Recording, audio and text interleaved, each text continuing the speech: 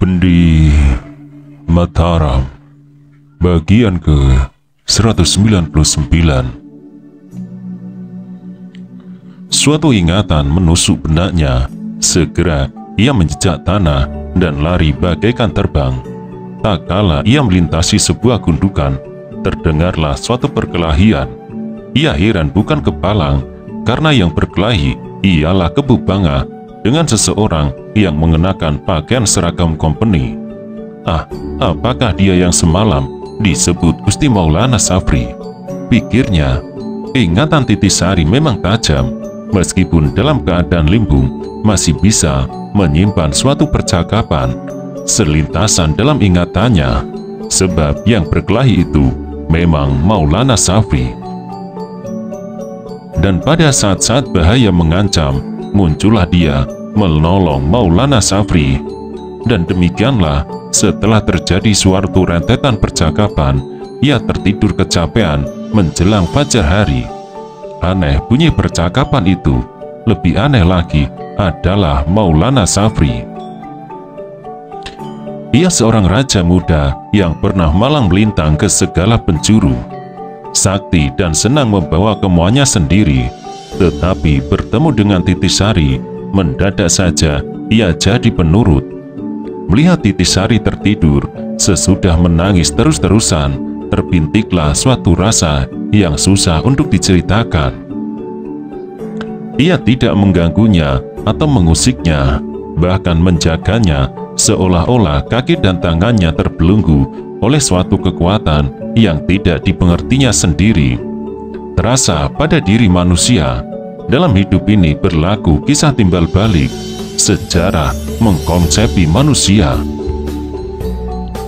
Kemudian hidup menuntut manusia mengkonsepi sejarah, dan kejadian timbal balik ini terjadi semenjak sejarah kemanusiaan ada dan akan berlaku sampai manusia tiada lagi dalam persada jagat ini. Sekarang hal itu terjadi pada Titisari.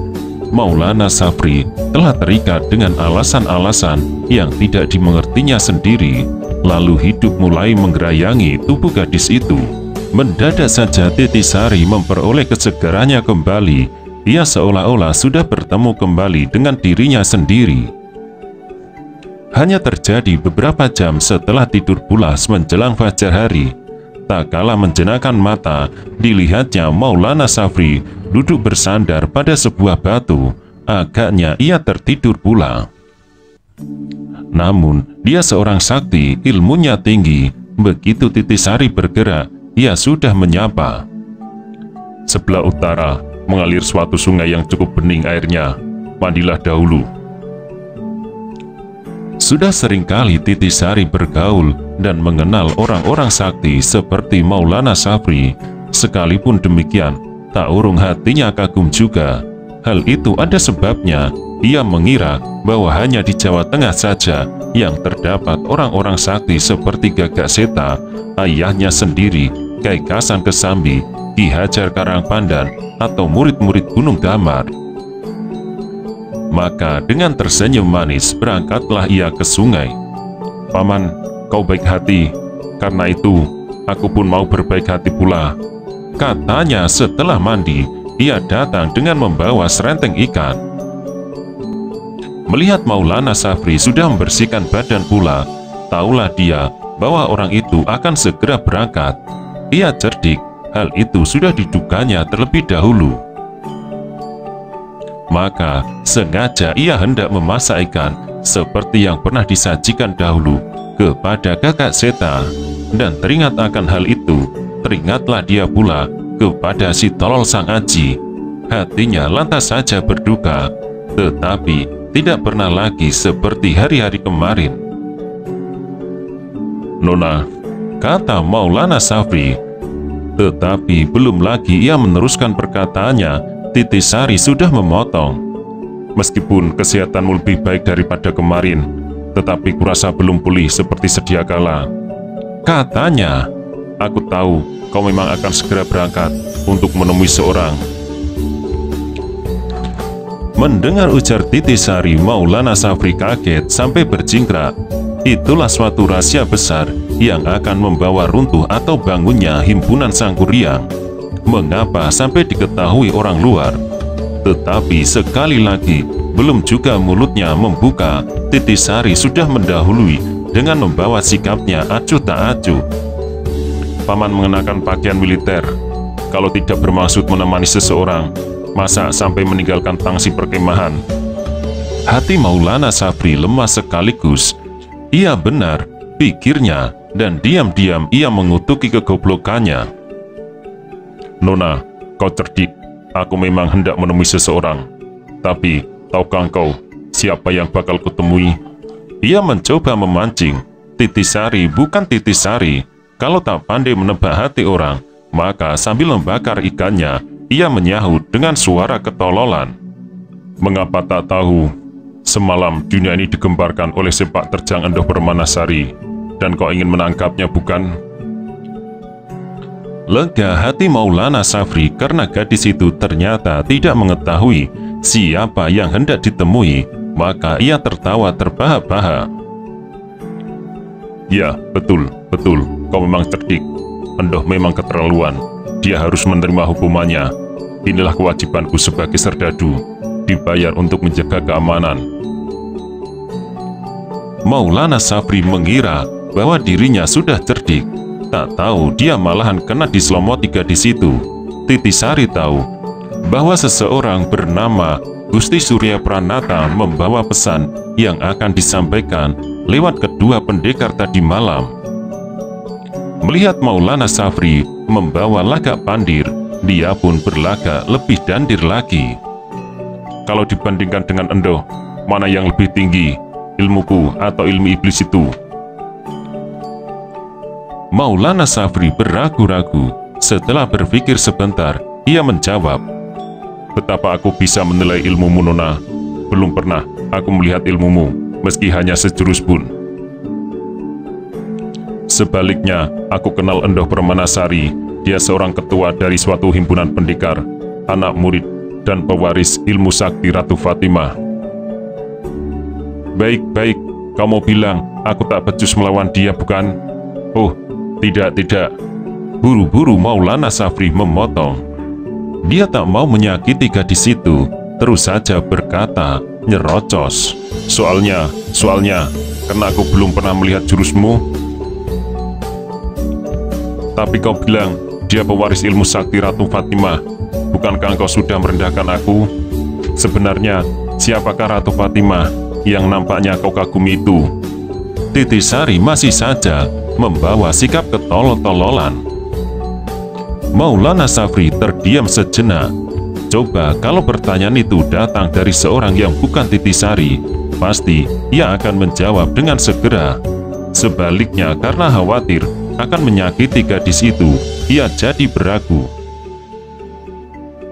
Baik, Titisari menggerutu.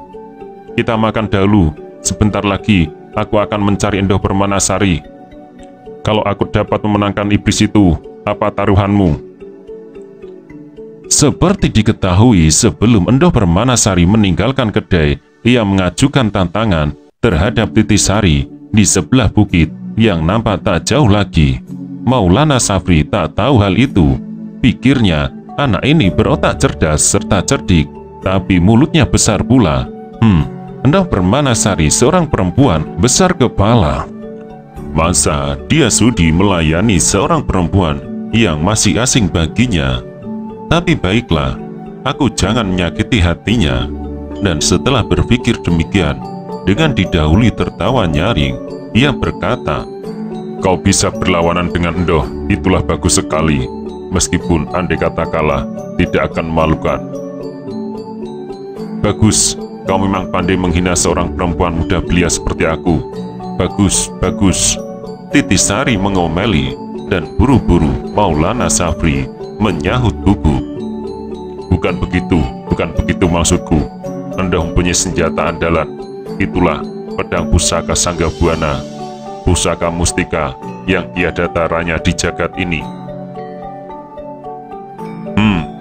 Jadi kau mau bilang bahwa pedang itu lebih hebat daripada manusia? Bukan begitu, bukan begitu. Kau bilang dia pewaris Ratu Fatimah. Siapa sih Ratu Fatimah? Kalau dibandingkan dengan aku, mana yang lebih unggul? Didesak demikian, mau tak mau Maulana Safri menggaruk-garuk kepala. Dalam pada itu, ikan telah selesai dibakar. Dengan bumbu sedikit, Titi Sari menyajikan. Tetapi dasar bertangan iblis, masakan sesederhana itu alangkah lezatnya. Maulana Safri sampai tak tahan menguasai nafsunya. Nona, rupanya kau beri racun sampai aku begini jadi tergila-gila, serunya. Kali ini dia tak berpura-pura. Gagak setan dahulu memuji tangan Titi Sari yang bisa menyulap segala masakan sederhana menjadi lezat nyaman. Maka pujian Maulana Safri benar-benar terbesit dari lubuk hatinya. Kau janganlah berbicara yang bukan-bukan. Kalau ku beri racun benar-benar, bukankah pada saat ini nyawamu sudah berpesiar di tinggi sana? Kata Titi Sari. Maulana Safri tak jadi sakit hati, ia malah menjadi senang. Kebetulan pula perutnya sudah lapar, maka dengan lahap ia menggerumuti ikan bakaran yang disediakan. Paman, senangkah engkau memakan masakanku? Kata Titi Sari. Tentu, engkau bidadari pandai masak, puji Maulana Safri. Kau senang, tapi aku tidak. Mengapa? Maulana Safri terkejut. 2 kali kau menyebut Ratu Fatimah, dan aku sudah menyajikan beberapa ekor ikan. Namun, engkau tak sudi mengabarkan siapa Ratu Fatimah. Bukankah hatiku jadi tak senang? Ah, Maulana Safri terhenyak. Sejenak kemudian, seperti tersadar, lalu berkata menyesali diri. Ya, benar, rupanya aku manusia tak kenal budi. Maulana Safri sebenarnya manusia paling sulit untuk diajak berbicara. Selamanya ia bekerja seorang diri. Sifatnya angkuh, tinggi hati dan menyendiri. Tetapi dengan Titi Sari, apa sebab mendadak dapat berubah adat? Hal itu disebabkan karena Titi Sari dapat mengenai sasaran hatinya dengan jitu. Gadis itu sudah terlalu mengenal laga-lagu pendekar-pendekar yang berilmu tinggi. Menghadapi golongan mereka, jangan harap apabila hanya dihidangi lagu sembah, memuji-muji atau menjilati hati. Seringkali mereka bahkan menjadi muak. Itulah disebabkan karena mereka merasa diri tergolong manusia bijaksana. Manusia yang menganggap dirinya selalu benar dan sempurna, sehingga tidak perlu lagi menerima tambahan dari luar. Sebaliknya, seringkali mereka terjebak oleh serentetan kata-kata yang dapat menunjukkan kekurangannya, sehingga membuat hatinya menjadi penasaran dan iri hati. Selamanya Maulana Safri menganggap dirinya manusia jempolan tanpa tanding. Di luar dugaan, ia ketemu batunya. Ia nyaris tercabut nyawanya oleh kebubangan. Dan pada saat itu muncullah Titi Sari yang dapat menunjukkan kekurangannya. Hanya dengan sepatah kata saja kebubangan dapat dibuatnya lari tunggang langgang. Hal itu benar-benar menarik perhatiannya. Dengan tak sadar ia sudah menerima kalah. Kemudian ia mencoba menaikkan derajat dengan istilah hutang piutang budi. Tapi dengan jitu Titi Sari dapat memutar balik kenyataan, sampai dia merasa diri sudah terbuat tak pantas terhadap seorang gadis muda belia dengan istilah main paksa. Kemudian ia mencoba mengenal watak Titi Sari, tetapi Titi Sari dengan cerdik dapat membuat bingung pendekar itu dengan sikap mengomeli, menggerendengi, mencela, dan menangis pilu. Untuk ketiga kalinya ia merasakan kekurangannya. Dan yang penghabisan ia sudah mengerumuti masakan gadis itu, sedang ia belum berbuat sesuatu kepadanya sebagai balas budi yang kemarin ditonjol-tonjolkan. Teringat hal itu, ia menjadi malu dengan sendirinya. Memang benar pepatah kuno, rasa cinta dapat pula direbut melalui perut. Katanya, meskipun tidak demikian, aku pun sudah sepantasnya wajib membuat senang hatimu. Bukankah aku sudah bersedia menjadi budakmu? Siapa bilang aku ingin mengambil engkau menjadi budak? Aku hanya pura-pura, sahut Titisari. Sudahlah, sudahlah. Kalau kau tak sudi memberi keterangan, aku bukan manusia yang bisa main paksa. Memangnya siapa yang tak tahu bahwa engkau pernah kalah melawan kegagahan Ratu Fatimah? Siapa bilang begitu? Maulana Safri kaget sampai berjingkrak. Aku kalah dengan Ratu Janam itu? Mana bisa, mana bisa. Dia memang hebat, tetapi untuk dapat mengalahkan aku, jangan bermimpi.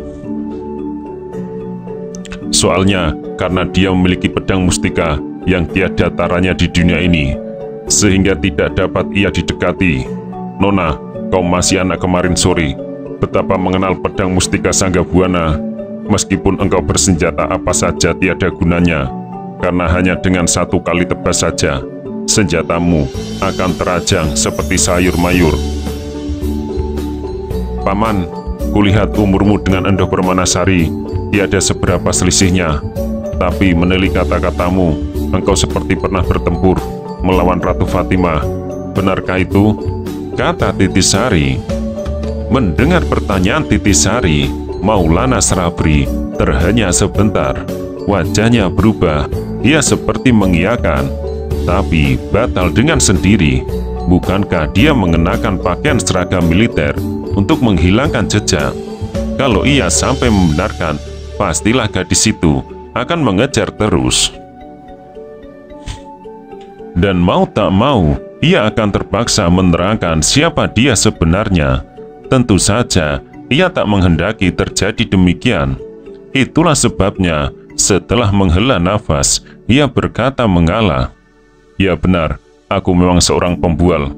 Pantas kau kemarin menyamakan aku dengan burung gagak. Sesungguhnya, ujarku tadi hanyalah tutur kata orang. Tetapi, pedang mustika Sanggabuana benar-benar bukan omong kosong. Pedang itu kini jatuh di tangan Endor Permanasari pewarisnya. Hei, kau bisa membandingkan umurku dengan umur Endor Permanasari. Apakah engkau pernah berjumpa? Titisari tidak melayani. Ia memperbaiki pakaiannya, kemudian berkata, hari ini aku akan mengadu untung dengan dia. Kau ikut tidak? Setelah berkata demikian, dengan acuh tak acuh ia berjalan mendahului. Hati Maulana Safri tercekat. Pikirnya, Endor Permanasari bukan pendekar murahan. Ia benar-benar mewarisi ilmu Fatimah. Aku sendiri kena luka dalam. Meskipun andai kata aku dalam keadaan segar bugar, belum tentu aku bisa mendekati pedang Sanggabuananya. Kalau iblis itu sampai dapat mencelakakan gadis ini, di manakah aku harus menempatkan mukaku dalam pecaturan hidup? Memperoleh pikiran demikian, buru-buru ia menghampiri seraya berkata mencoba. Nona, apakah kau pernah berhadapan muka dengan iblis itu? Titisari tertawa geli. Kau mencemaskan aku? Itulah bagus sekali. Paman nampaknya memiliki ilmu tinggi. Masa aku takut akan segalanya? Kemarin paman dapat bertahan melawan pendekar gila itu sampai hampir 100 jurus. Itulah suatu bukti bahwa paman termasuk seorang pendekar kelas tinggi. Meskipun Maulana Safri tidak sudi memperkenalkan diri, Titisari sudah dapat menebak siapa dia sebenarnya. Hanya saja ia tak mau mendesak. Ia tahu hal itu merupakan pantangan besar bagi seorang pendekar yang sengaja melenyapkan jejaknya.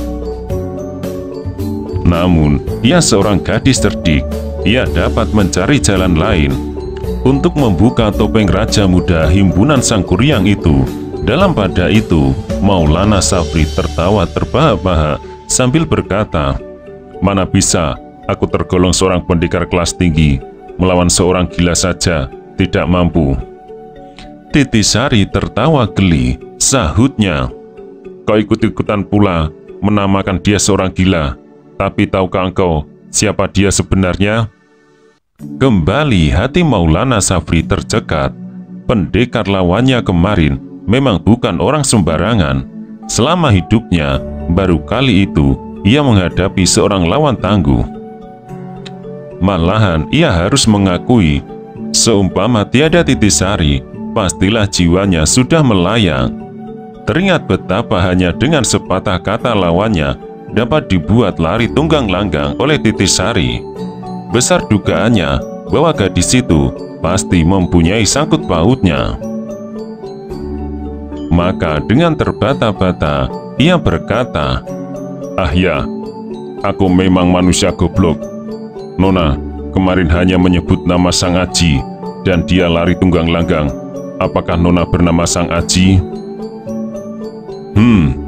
Kau memang pandai main paksa lagi." "Oh, bukan begitu maksudku." Maulana Safri gugup. "Betapa aku berani memaksamu." "Baiklah, kalau begitu, cobalah jawab pertanyaanku dengan jujur. Kalau paman berlagak bodoh, saat ini tak sudi lagi aku berhubungan dengan paman," kata Titisari. "Apakah itu?" Maulana Safri khawatir. Titisari menatap wajah Maulana Safri seolah-olah hendak mencari keyakinan. "Di dunia ini, siapakah manusia yang paling tinggi ilmunya?" Mendengar pertanyaan itu, Maulana Safri kaget. Itulah suatu jebakan yang susah dihindari. Sebagai rekan Ki Tunjung Biru, sudah barang tentu ia tahu siapakah tokoh-tokoh sakti pada zaman itu. Kalau dia berlagak bodoh, babi pun tidak akan percaya. Sebaliknya, kalau dia menjawab dengan sebenarnya, sama halnya dengan membuka kartunya sendiri. Dalam kebimbangan timbullah sifat aslinya. "Baiklah, biar aku menyenangkan hatinya. Kalau kesehatanku sudah pulih kembali, apakah susahnya mencabut nyawanya? Cuma saja, aku belum mengetahui siapa dia sesungguhnya." Memperoleh keputusan demikian, ia lantas berkata, "Aku ini orang Udik. Janganlah Nona menertawakan kebodohanku. Kau bilang orang Udik atau orang hutan, sesukamulah." Titisari tersenyum. "Sepanjang pengetahuanku, berjumlah 7 orang. Yang pertama, Mangkubumi I, kedua Kiai Kasan Kesambi, ketiga Adipati Surungpati, keempat Gagak Seta, kelima Kiai Haji Lukman Hakim, keenam Kebu Bangah, dan yang ketujuh Pangeran Mangkunegara I, atau yang terkenal dengan nama Pangeran Sambernyowo. Benarkah itu?" "Bagus, begitulah baru boleh dikatakan seorang sahabat. Dan tahukah engkau siapa lawanmu kemarin?" Maulana Safri bergeleng kepala. "Dialah pendekar Kebu Bangah," kata Titisari. Dan mendengar keterangan Titisari, Maulana Safri kaget sampai berjingkrak. "Benarkah dia pendekar sakti Kebu Bangah?" Ia menegas. Titisari mengangguk, dan Maulana Safri menjadi lemas. Ia memang mengenal nama tokoh-tokoh sakti itu, tetapi hatinya sesungguhnya tidak mengakui, karena ia terlalu percaya kepada kesanggupannya. Sekarang ia ternyata kalah melawan pendekar Kebu Bangah, maka kebongkahan serta ilmu yang diagul-agulkan runtuhlah. "Dan kau tahu siapa aku sebenarnya?" kata Titisari menguji lagi. Dengan kepala kosong, Maulana Safri menengadahkan mukanya. "Cobalah tebak," kata Titisari. Lalu ia berkelebat memain-mainkan jurus Ratna Dumila yang dicampur adukan dengan sekelumit sakti Witaradya, warisan ayahnya. Memang Titisari bermaksud hendak membuatnya takluk. Ucapannya ingin mengambil Maulana Safri sebagai budak. Sesungguhnya tak jauh dari maksud sesungguhnya. Itulah disebabkan ia tahu bahwa Maulana Safri termasuk salah seorang raja muda himpunan Sangkuriang yang didengarnya dari mulut Inu Kertopati dan Sidi Mantra semalam. Kalau dia bisa menaklukkan Maulana Safri dengan kecerdikannya, bukankah akan merupakan alat yang dapat diandalkan untuk merebut Sang Aji kembali dari sisi Soninduhu? Maulana Safri boleh cerdik dan berpengetahuan tinggi, tetapi macam ilmu tokoh-tokoh sakti yang disebutkan tadi sesungguhnya baru dikenal namanya belaka. Selamanya ia menyekap diri dalam wilayah Jawa Barat. Karena itu dia tak sempat menjenggu keberagaman ilmu sakti lainnya yang terdapat di persada bumi ini. Dan hal itu termasuk dalam perhitungan Titisari yang cerdik. Makin Titisari memperlihatkan jurus-jurusnya, makin besar teka-teki yang terjadi dalam otak Maulana Safri. Itulah tujuan Titisari sebenarnya. Dengan kepala terus berteka-teki, ia mempunyai harapan untuk mengikat pendekar tokoh Jawa Barat itu. Dan hal itu benar-benar jitu mengenai sasaran watak pendekar sakti Maulana Safri. Sebagai puncak dari pertunjukan, Titisari memperlihatkan sejurus guratan ilmu Kiai Tunggul Mani, kemudian melesat dengan mendadak memasuki kampung.